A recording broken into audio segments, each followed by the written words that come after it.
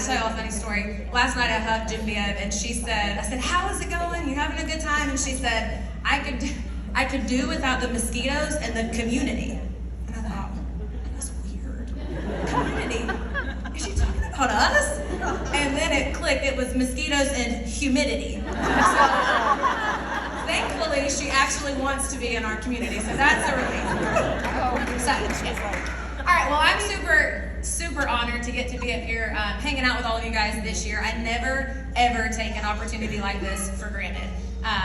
This is my favorite part. This is my favorite part of the gig, getting to just hang out with the top level leaders, rub shoulders with you guys. But I actually have to let you in on a secret. And I think sometimes you see people up here and you think we must have all of our ish together. And I just want to let you know that's not actually true. If you showed up in Mayakoba with a little bit of struggle this year, just know you see the end result of massive amounts of struggle for myself. Massive amounts. And I'm not reading this script, I'm so sorry. I don't have my stuff together, okay? That's what I want you to know, because sometimes you get up here and you think, she's so much further than I'll ever be. She's massive amounts of energy and I'll never have that. Or she's massive amounts of success and I'll never have that. You think we must have arrived and have some sort of secret sauce. And so you turn your brain off and you say, I can't actually relate with anything she's gonna share. And that's not true. There was just a point in my business where I was extremely unhappy with the results I was getting. Anybody ever been unhappy with the results you're getting? Yeah. And so I just decided something had to change. Momentum had slowed. I felt like some of my team felt tired. And I just decided, you know what? I'm not gonna be a sluggish team. I'm not gonna have a sluggish team. So I had to make a decision to stop looking to the left and to the right or to that leader or that leader. And I decided that I had to get real with myself. What had I done that could have caused this? And it didn't take me long to realize that I had made the same mistake again, of slipping right into management mode. I realized that it was way more fun working with my existing team, hyping up my existing team, incentivizing my existing team, digging in or even dragging my existing team, than it was to continue to get uncomfortable with myself, with my own prospects, my own reach outs, my own personal business. It was way more fun to create trainings and lead trainings and be at events with my existing team than it was for me to have to connect one-on-one and invite that new potential to lunch or invite that new girl to take a look at my opportunity. I had stopped paying myself first because I loved being a leader and feeling like I was being a leader. But guys, there's a reason that the airlines always tell you to put on your own oxygen mask first before you assist somebody else. I had been neglecting the key drivers in my business that I knew was gonna move my business forward. And what my business needed was a shock of energy. You guys know those like heart paddles that doctors use? I'm sure they're called something professional.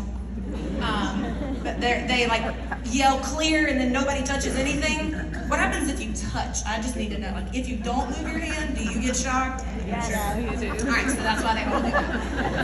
I'm always curious. That's what I always want to do, like what they say not to do. Like, don't stand here. It's like,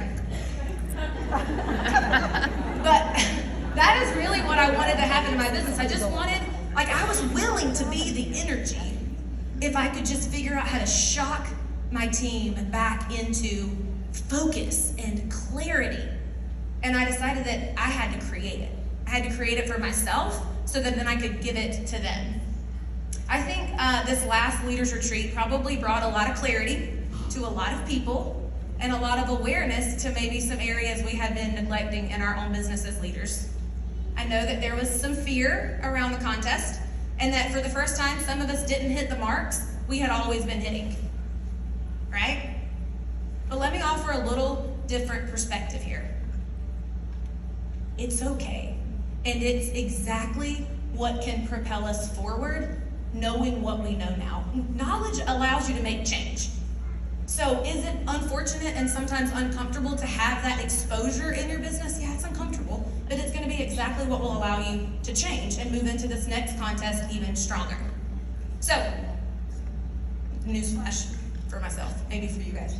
We have to focus on creating new upper level growth. You have to do that. We have to be willing to do what these new business builders are asked to do. We have to create new upper level growth. If you started making changes during the cruise contest, I think a lot of people realized some gaps and they started making some changes, but then the contest ended. And the tendency is to think, those changes must not have worked. I didn't earn the trip, or I didn't earn the shopping spree, I didn't earn whatever. But guys, listen, it takes about 90 days to start seeing turnarounds of some of those changes, and sometimes even longer. So now we can take advantage of the opportunity that we have a head start in this contest. Knowing what we know now with the changes that we made, we have a head start. So here is how I did it. They asked me to share how growing my personal business helped me to win the Leadership Retreat contest on both accounts. So that's what we're gonna talk about. We know that building your personal business is supposed to be the number one priority, yet it very rarely is our number one priority. And I know why. You sit down to work and you open Messenger. You're gonna work your own personal business, but there's 942 problems waiting in your Messenger. Feels like a lot of fires you gotta go put out. And so in conversation with Brittany yesterday, she's like, what do you do with those 942 problems? I say, I leave them until I have paid myself first. You're just gonna have to leave them. It's not that I don't have 942 team messages and problems I could solve and people that I desperately wanna help move forward. I do have them. And because I have them, I'm willing to let that sit so that I can pay myself first and figure out what's working, what's not working, what needs to change, so that when I show up over here to solve their problems, I can solve it from a place of experience. So it's not that I don't have the team demands, it's just that I'm willing to let them sit. They're not the first priority. And let me say something else about that. Guys, when you put boundaries over your effort, energy, and time, you free your team to put boundaries over theirs.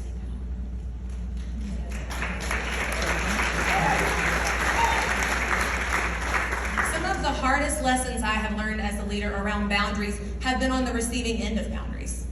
Like there will be a necessary boundary and it will feel painful. But what it always does is allows me the freedom to then go put boundaries on something else. It frees me up to lead. And you have to be willing to do that for your team. If you're not prioritizing your personal business, you're going to duplicate that down. Okay, I was allowing distractions from building my personal business because I was avoiding feelings that I did not want to feel. You know, if you avoid action, it's usually because you want to avoid the feeling that comes with it. Learn that from someone smart.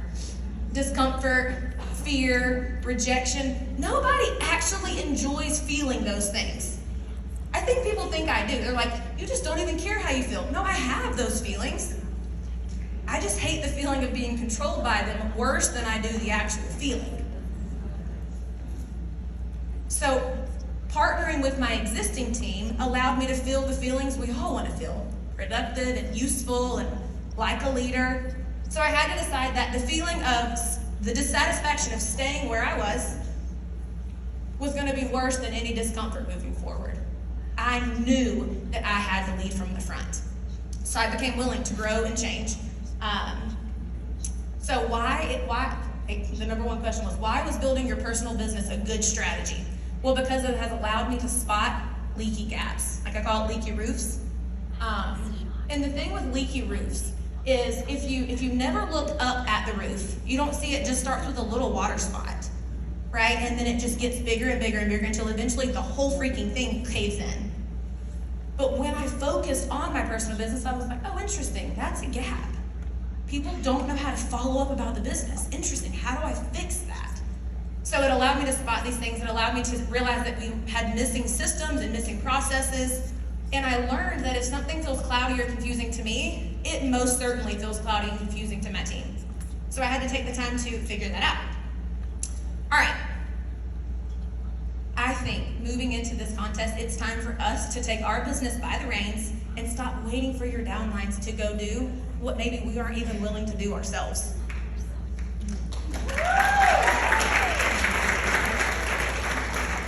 You guys, perhaps it's time that we decide to get brilliant at the basics. That's not just a corporate charge, it's our charge. We have to be willing to get brilliant at the basics. There's nobody more poised to pull your tired team out of the quicksand than someone who has just figured out how to get out of the quicksand themselves. So get yourself up out of that quicksand. And it starts with you having the belief that you can change. All right, so here's the thing. There's two words that when you think them in your brain stops, it stops taking any ownership or responsibility. And it's the words, if only. If only my upline would. If only my downline would. Heaven forbid, if only corporate would. And it just pushes every ounce of ownership and blame onto someone else. But instead, we've got to develop a solution-oriented focus. What could I? What could I do in this situation? What could be the next possible thing that could work if I have to focus on level 1s and level 2s? What could be the solution? Guys, listen, people do still want to do this with you. They do. They do still want to do hard things. And here's how I know. I proved it to myself. I made it my mission for the last Leaders Retreat contest that I was going to be in the top 25% of predicted jewel earners to earn the trip, and that I would earn it on both accounts. Because I knew if I forced myself to do it, I would learn so many things that would help my team. I knew it would require me to get brilliant at the targets being rewarded, first 3 pillars, recruiting, retaining, and creating new level 1 workers. So I went back to people who had been telling me no for over a year about the business. And instead of dangling the business opportunity in front of them, I just simply said, hey, listen, I know you don't want to build a massive business, and that's totally fine. But I think you should come earn this cruise with me. It's designed for brand new people just like you. What are your thoughts on earning this trip for you and your husband? It's a 4-month contest, and I will be the best dang cruise coach you can imagine. And guess what? The girl who had said no for over a year to the business opportunity said, I do want to earn a cruise. She earned it in less than 3 months as a new Fast Start Gold, and now wants to be a diamond.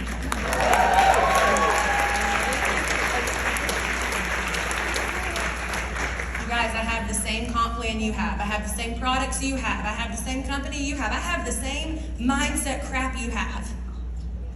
I just am willing to do it anyways. I knew that I would have to step up my recruiting game, so I decided to get curious about how I could do that. Remember, instead of thinking, if only I was a better recruiter, or if only I was an influencer. I don't even know how to spell Instagram, you guys. Instead, I thought, what could I do to get better at recruiting? Do I need to master a new marketing skill? Do I need to spend more time doing reach outs? Do I need to get back to doing in-person events and sip and sees?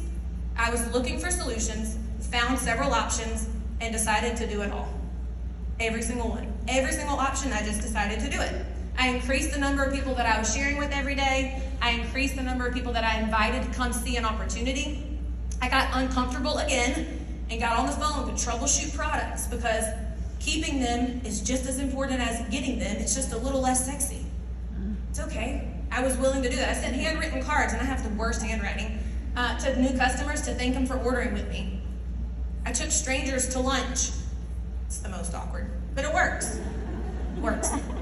So over the course of the contest, I earned over 6,000 credits between my 2 accounts. I saw a 300-point growth on my main account and a 240-point growth on my reentry account. And I think that's so important because it's never been about the trips.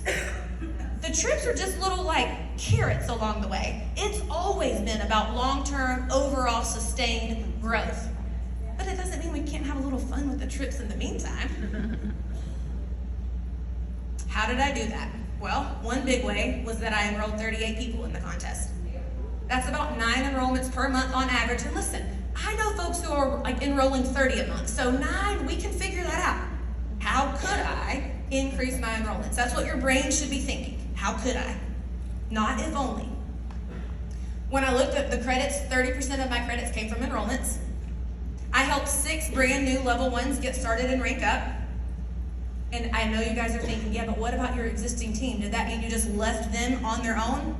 Absolutely not. I had over 40 people earn the contest with me, so I didn't leave them. I just showed them the way. Remember how I talked about being hyper-focused on how to get people to catch the vision, get off to a strong start, and get results by providing feedback? That's what allowed me to spot opportunities of growth for my entire team. They all got better because of what I decided to do.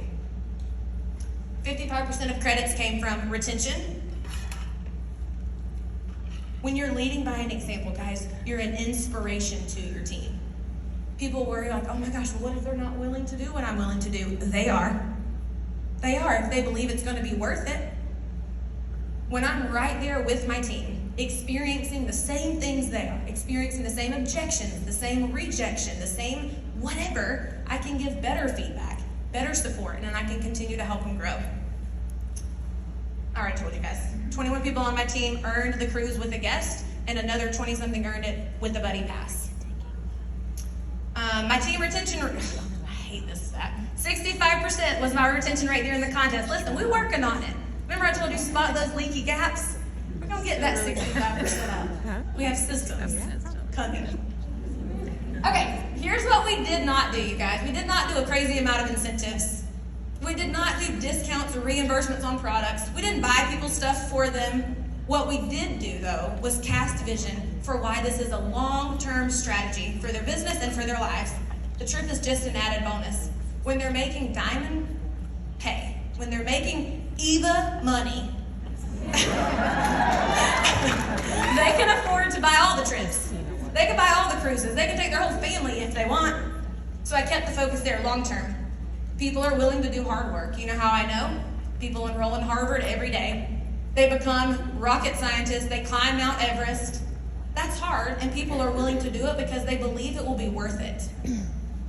Think about what would happen in this contest if you decided today to help someone go fast start gold in September. Remember, we're not thinking if only, we're thinking, how could I? That's what I did. And you can start right now. Seriously, start making connections while you're here. Here's something you can say. And I will say this to 50 people on this trip. Hey Sally, I'm here in beautiful Mayakoba, you're on my mind. I know we have